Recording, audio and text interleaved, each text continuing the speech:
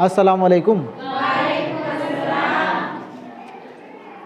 Last class इसके पहले जो भी हुआ था वो गज़ल के बारे में हुआ था, है ना।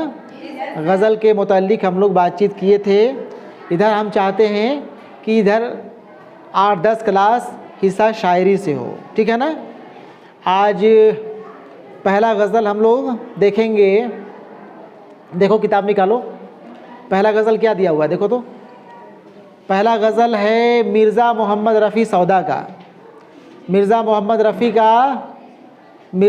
रफ़ी सौदा का गज़ल तुम लोगों को पढ़ना है। इनके गज़ल पढ़ने से पहले हम लोग मिर्ज़ा मोहम्मद रफ़ी सौदा को जान लेते हैं। कैसा?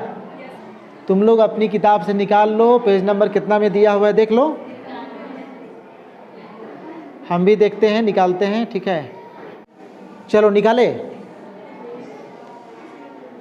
मिर्ज़ा मोहम्मद रफ़ी सौदा निकाल लिए हो किताब? ठीक है। मिर्ज़ा मोहम्मद रफ़ी नाम सौदा तखल्लुस था। उनके वालिद बगर्ज़े तिजारत काबुल से दिल्ली आए और यहीं आबाद हो गए। काबुल अफ़गानिस्तान में पड़ता है, तो अफ़गानिस्तान के काबुल से हिंदुस्तान के दिल्ली आए तिजारत करने की गर्ज से, बिजनेस व्यापार करने की गर्ज से, और दिल्ली में ही होके रह गए। सौदा दिल्ली में पैदा हुए और कदीम रस्म रिवाज के मुताबिक अरबी व फ़ारसी की तालीम हासिल की। सौदा दिल्ली में पैदा हुए। कब पैदा हुए? 1713 ईस्वी में। सौदा दिल्ली में 1713 ईस्वी में पैदा हुए और कदीम रस्म व रिवाज के मुताबिक, कदीम पुराने रस्म व रिवाज के मुताबिक अरबी व फ़ारसी की तालीम हासिल की, ठीक है ना। बचपन ही से नहायत ज़हीन और मौजू तबा थे। मौजू तबा थे, तबा तबीयत को कहते हैं, मौजू मुनासिब तबीयत के थे, अच्छे तबीयत वाले इंसान थे। इब्तदा में फ़ारसी अशार कहे, शुरू में फ़ारसी अशार कहे, उर्दू अशार नहीं, फ़ारसी में अशार कहे, ठीक है ना। इब्तदा में फ़ारसी अशार कहे और कुछ दिन सुलेमान कुली खां वद्दाद को अपना कलाम दिखाया। शुरू में जो फ़ारसी में ये अशार कहे, उन अशार को सुलेमान कुली खां वद्दाद तखल्लुस है, उनको दिखलाए कि भाई हम जो लिखे हैं ये सही लिखे हैं या गलत लिखे हैं।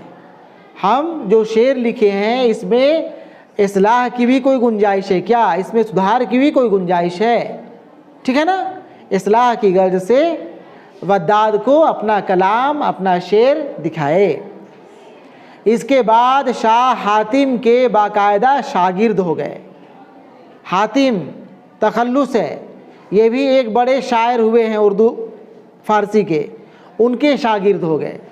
सौदा की शायरी का शहरा सुनकर नवाब शुजाउद्दौला ने बरादरे मन मुशफ़िक़े मन लिखकर उन्हें लखनऊ आने की दावत दी।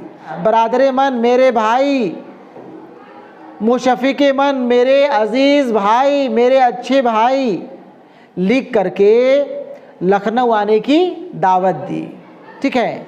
सौदा उस वक्त तो ना जा सके, मगर कुछ अरसे के बाद हालात ने उन्हें दिल्ली छोड़कर लखनऊ जाने पर मजबूर कर दिया, ठीक है ना।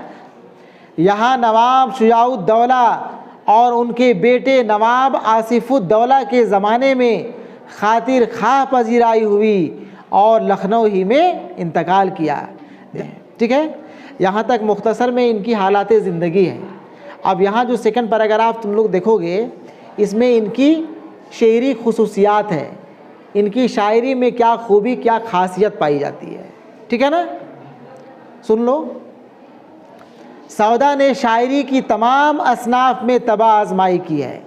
शायरी की तमाम असनाफ, सिर्फ यहाँ तो गज़ल पढ़ना है ना हम लोगों को, सिर्फ गज़ल ही नहीं बल्कि शायरी की और दूसरी असनाफ हैं, उसमें ये अपना कलम उठाए हैं, मगर कसीदा गोई और हुजू निगारी में उनका मर्तबा सबसे बुलंद है। अरे जैसे हम्द, नात, गज़ल, रुबाई, मसनवी, वैसे ही कसीदा भी शायरी की एक सिन्फ है, शायरी का एक प्रकार है।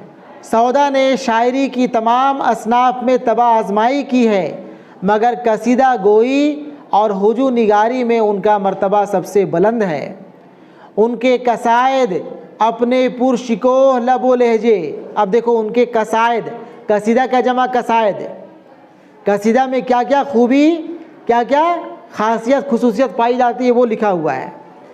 उनके कसायद अपने पुरशिकोह लबो लहजे, मज़ामीन की ताजगी, ख़याल की बुलंदी, कलाम की चुस्ती और बंदिश के आला नमूने हैं। उर्दू कसीदे की तारीख़ में कोई भी दूसरा शायर सौदा के मर्तबे को नहीं पहुँचता। सौदा के बाद कसीदा निगारी में दूसरा बड़ा नाम ज़ौक़ का है। 5-6 जुमला तुम लोग लिखोगे इनका। सौदा कब पैदा हुए, कहाँ पैदा हुए, सौदा के उस्ताद कौन थे, सौदा असल में किस सिन्फ शायरी के शायर थे, और गज़ल की जो खूबी है, जो खुसूसियात है, जो आखिरी लाइन में लिखा हुआ है उसको लिख लोगे। बात समझ गए? यही 5-7 जुमला तुम लोग को लिख लेना है, लिख करके कल दिखाओगे। ठीक है, चलो बस करो।